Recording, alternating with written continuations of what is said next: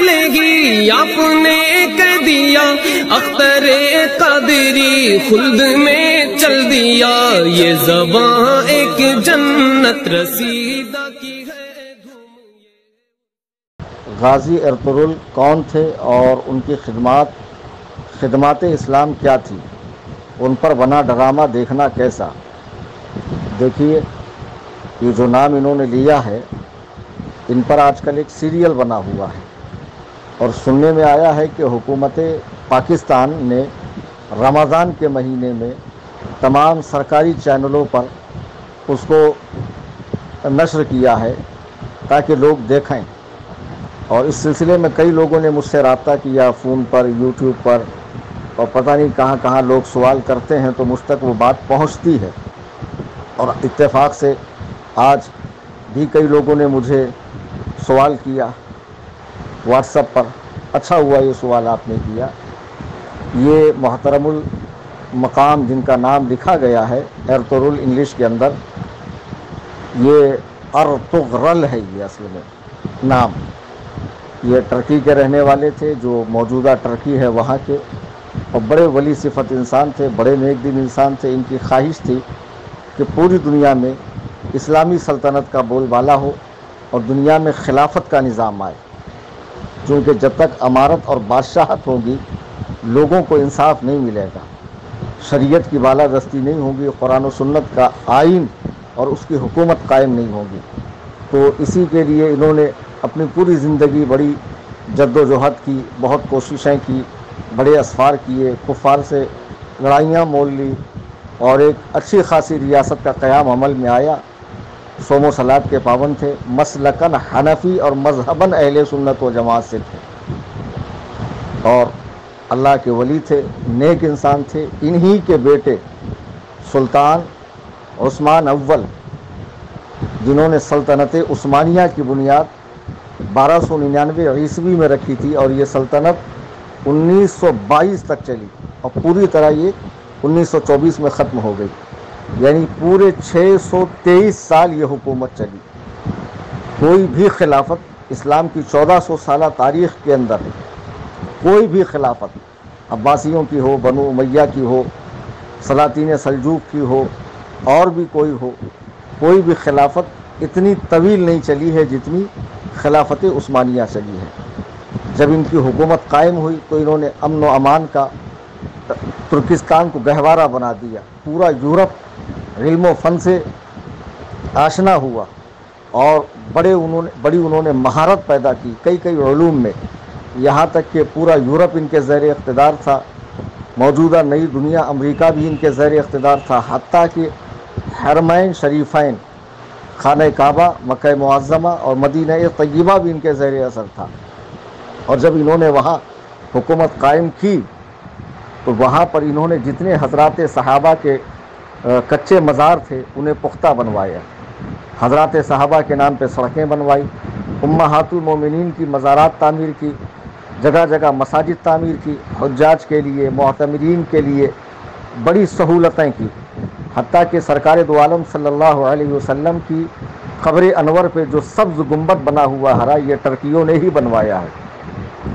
کتاب تاریخ نجد و حجاز پڑھی آپ، اس میں آپ کو اندازہ ہوگا کہ کس ادب و احترام کے ساتھ اور کس ذوق و شوق کے ساتھ، کس خلوص و للہیت کے ساتھ انہوں نے رسول کریم صلی اللہ علیہ وسلم کی مسجد نبوی کی توسیع اور مزار اقدس کا کام کیا ہے۔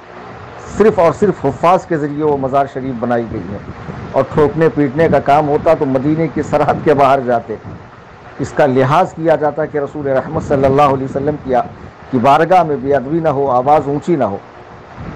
اور جو انہوں نے ٹرین چلوائی تھی مدینے سے ترکستان کے لیے، تو اس ٹرین کے انجن کے اوپر بھی باقاعدہ درود پاک الصلاۃ والسلام علیک یا رسول اللہ علیہ السلام تحریر تھا، جو آج بھی آپ گوگل میں دیکھ سکتے ہیں۔ کئی صحابہ کی مزاریں بنوا دی، اور پورا اہل سنت و جماعت کا دورہ تھا۔ لیکن بعد میں انگریزوں کی سازش سے نجد کے خطے میں، جو موجودہ جس کا نام ریاض ہے، وہاں کی حکومت آل سعود اور آل شیخ کی کارستانیوں سے یہ حجاز مقدس میں ان خبیثوں کا قبضہ ہوا۔ پھر آل سعود زیر اقتدار آئے اور انہوں نے عثمانیوں کا خاتمہ کیا، ٹرکیوں کا خاتمہ کیا۔ حضرات صحابہ کی مزارات جو بنی ہوئی تھی، ان پر جو گنبد تعمیر تھے، ان پر بلڈوزر چلوائے گئے۔ آج کا یہ سلفی 2 ٹکے کا وہابی ریال پہ رال ٹپکانے والا کہتا ہے سعودی میں تو ایسا نہیں ہوتا، سعودی میں تو یہ نہیں ہے، وہ نہیں ہے۔ ان سے پوچھو یہ کب سے نہیں ہے سعودی میں؟ یہ تو 1922 کے بعد سے نہیں ہے نا، اس کے پہلے تو اہل سنت و جماعت ہی تھے وہاں پر، اور سارے عشاق انبیاء، عشاق صحابہ، عشاق اہل بیت پاک، عشاق اولیاء اللہ تھے۔ تمہاری حکومت تو وہاں اب آئی، پھر ان نجدیوں نے کیا کچھ نہیں کیا۔ آج تو حرم کعبہ بھی بند ہے، حرم مدینہ بھی بند ہے، جو کہتے ہیں صرف اللہ سے مانگو، اللہ سے ڈرو۔ آج ان کو اللہ پہ بھروسہ نہیں رہا، انہوں نے اللہ کا گھر بند کر دیا۔ اور ان خبیثوں نے اب تو وہاں کلب کھول دیے، شراب کی اجازت دے دی، سور کھانے کی اجازت دے دی سعودی کے اندر۔ کیا کچھ نہیں کیا۔ کئی اسلامی سزائیں جو شریعت میں، قرآن و حدیث میں مذکور تھی، اس کو ختم کر دیا۔ معاذ اللہ رب العالمین۔ یہ پورے طور پر امریکہ کے غلام ہو چکے ہیں، اور ان کے تلوے چاٹنے والے وہابی دیوبندی یاد رکھیں کہ یہ 100 سال کے اندر کی پیداوار ہے۔ وہاں پر 650 سالوں تک ترکیوں نے حکومت کی، اور عظیم الشان حکومت کی ہے الحمدللہ۔ اور مکہ و مدینہ کو انہوں نے اس طرح تعمیر کیا، اس طرح بنایا کہ دنیا دیکھتی رہ گئی۔ ان نجدیوں نے تو ان کی تعمیر کردہ عمارتوں کو گرایا ہے، بنایا کچھ نہیں ہے۔ انہوں نے اپنی سہولت کے لیے اپنی عیاشیوں کے اڈے بنائے ہیں۔ بہرحال ترکیوں کی حکومت پوری دنیا میں قائم رہی، ان کا ایک دبدبہ تھا، ایک خوف تھا، اور انگریز جانتا تھا کہ جب تک سلطنت عثمانیہ رہیں گی ہم آگے بڑھنے والے ہیں نہیں۔ عیسائیوں اور یہودیوں کی چیرہ دستیوں سے، چالاکیوں سے سلطنت عثمانیہ کو ختم کر دیا گیا۔ پھر ترکی میں مصطفیٰ کمال پاشا جیسا خبیث شخص برسر اقتدار آیا، جس نے ترکی کے اندر نماز پر پابندی لگا دی، اذان پر پابندی لگا دی، تلاوت قرآن پہ پابندی لگا دی، مساجد میں داخلے کو ممنوع قرار دیا۔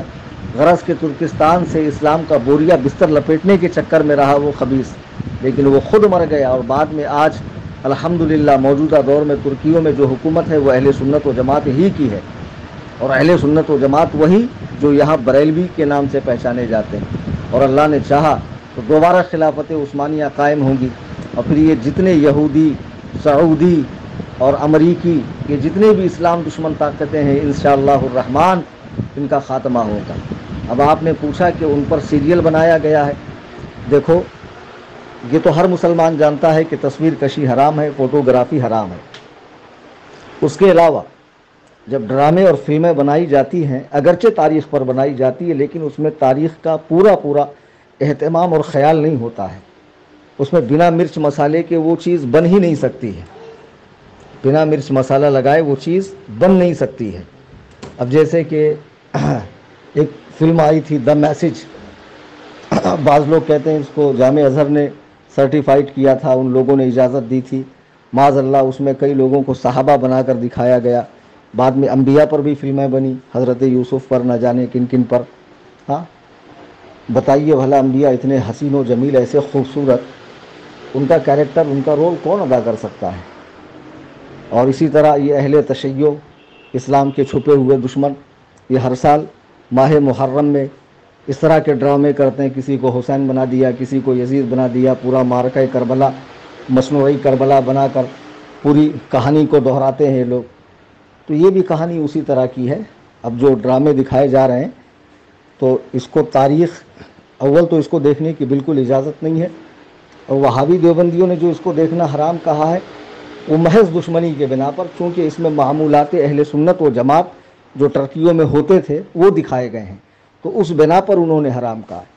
اور ہمارے حرام کہنے کی وجہ یہ ہے کہ یہ چونکہ تصویر ہے، ویڈیو ہے، اور اس کے ذریعے تاریخ کو نہیں سمجھا جا سکتا ہے۔ تاریخ جو لکھی ہوئی ہے مورخین کے ذریعے، معتبر، اسی کے ذریعے تاریخ کو سمجھا جا سکتا ہے۔ اب فلمیں، ڈرامے جو بنتے ہیں اس میں تاریخی حقائق کو توڑ مروڑ کر، مرچ مسالہ بھر کر، بہت ساری چیزیں ایڈ کر کے، میوزک وغیرہ ایڈ کر کے بہت ساری چیزیں ایسی دکھائی جاتی ہے۔ اگر اصل چیز دکھائیں گے تو پھر اس میں اتنا انٹرسٹ پیدا نہیں ہوگا لوگوں کو۔ آج کیا وجہ ہے کہ لوگ یہ سیریل کو بار بار دیکھنا چاہتے ہیں؟ देख भी रहे हैं नेटफ्लिक्स पर, यूट्यूब पर, कहाँ कहाँ, और हमको बताते भी है कि वहाँ ये आ रहा है, यहाँ वो आ रहा है, वहाँ ये सीरीज़ चल रही है। तो ये कहना कि ये देखकर जिहाद का जज्बा पैदा होता है, इस्लामी तारीख़ समझ में आती है, ये सरासर गलत है, ये नफ्स का धोखा है। देखिए, हुजूर मुफ्ती आज़म का एक वाक़या मैं कई बार सुना चुका हूँ। हुजूर मुफ्ती आज़म रज़ी अल्लाह ताला से सवाल हुआ कि एक फ़िल्म आई है जिसमें सिर्फ हज करने का तरीक़ा दिखाया गया है, क्या वो देखना दुरुस्त है? हुजूर मुफ्ती आज़म रज़ी अल्लाह ताला ने अफसोस ज़ाहिर फरमाया और फरमाया कि अफसोस, अब मुसलमान अपना दीन सनीमा घरों में जाकर सीखेंगे? बिल्कुल नहीं। क्या उलमा नहीं है, मदरसे नहीं है, जगह जगह मसाजिद नहीं है, मुफ्तियान कराम नहीं है, दारुल इफ्ता नहीं है? ये सारी चीज़ें जब मौजूद हैं तो अपना दीन तुम जाकर सनीमा घरों में देखोगे? तो तारीख़ अगर पढ़नी है तो किताबों का मुताला कीजिए। सल्तनत उस्मानिया की तारीख़ मौजूद है, कई किताबें हैं, उसमें पढ़िए। ये फिल्मों के ज़रिए जो दिखाया जाता है, इसमें हर चीज़ तारीख़ के मुताबिक नहीं होती है, कमी बेशी होती है। इंटरेस्ट के लिए, लोगों के खिंचाव के लिए, पॉपुलरिटी के लिए बहुत सारी चीज़ें ऐड की जाती है। तो ये सारी चीज़ें देख कर तारीख़ इस्लाम को मत समझिए। न इस्लाम इस तरह फैला है, न हुजूर गरीब नवाज हिंदुस्तान में टीवी, मूवी और ये सारी चीज़ें लेकर आए थे, बल्कि वो एक रूहानी ताकत, कुरान और सुन्नत का इल्म, शरीयत और तरीक़त का संगम लेकर आए थे और उसी के ज़रिए नूर इस्लाम को उन्होंने फैलाया। इसी तरह तमाम सहाबा ने, तमाम अइम्मा मुज्तहिदीन ने, तमाम सूफिया किराम, औलिया किराम ने दूर दराज का असफ़ार करके अपनी सच्ची तालीमात के ज़रिए, अपनी रूहानी ताकत के ज़रिए इस्लाम को दुनिया के कोने कोने में पहुँचाया है। इस्लाम के फैलने में टीवी का, मूवी का, इनका कोई रोल नहीं है। बहरहाल ये चीज़ देखना बिल्कुल नाजायज़ व हराम है। वो इस बिना पर कि तस्वीर कशी है और फिर इसकी कोई गारंटी नहीं है, चूँकि अमीर वो जिनका पर ये ड्रामा बनाया गया है, उनकी तारीख़ पैदाइश और तारीख़ वफ़ात में भी इख्तलाफ है। इसमें कोई शक नहीं कि वो बहुत बड़े वली अल्लाह थे और उनकी बड़ी खिदमत है, और उन्हीं का बेटा सल्तनत उस्मानिया का बानी है, उन्हीं का बेटा उस्मान अव्वल, और उनका मज़ार भी टर्की में है। बहरहाल ये ड्रामा देखने से परहेज़ करें, इसको न देखें। और वो जिनके हवाले से सवाल किया गया है, गाज़ी साहब रहमतुल्लाह अलैह, वो अल्लाह के वली है, उनके लिए दुआ की जाए, उनके वसीले से दुआ की जाए, और तमाम खुराफात, बिदात और नई नई ईजादात और ये फितनों से ज़माने के ड्रामे, फिल्में, सनीमा वगैरह से अपने आप को बचाए रखें। फ़ी अमानिल्लाह, खुदा हाफ़िज़। अस्सलामु अलैकुम नाज़रीन। तो आपने अभी सुना मुफ्ती सूफ़ी कलीम हनफी रजवी साहब को, बहुत अच्छी तरीक़ा से एक्सप्लेन किया। और मैंने जो पिछली वीडियो में अपने भाइयों को देखने के लिए कहा था ये सीरियल, मैं उससे तौबा करता हूँ और आप लोग से माफ़ी चाहता हूँ, क्योंकि हम अपने मुफ्ती कराम के फतवे के मुताबिक चलने वाले हैं। जो उनका फतवा है वही हमारे सर आँखों पे है। तो नाज़रीन, जितने लोगों ने मेरे कहने के हिसाब से, मेरे कहने पर वो सीरियल देखा है, मैं उनसे माफ़ी चाहता हूँ और रब की बारगाह में तौबा करता हूँ कि दोबारा ऐसी गलती ना करो। तो नाज़रीन, मसलके आला हज़रत पे कायम रहो, ज़िंदगी दी गई है इसी के लिए। मसलके आला हज़रत सलामत रहे, एक पहचाने दीने नबी के लिए। जब तक के लिए अस्सलामु अलैकुम फ़ी अमानिल्लाह।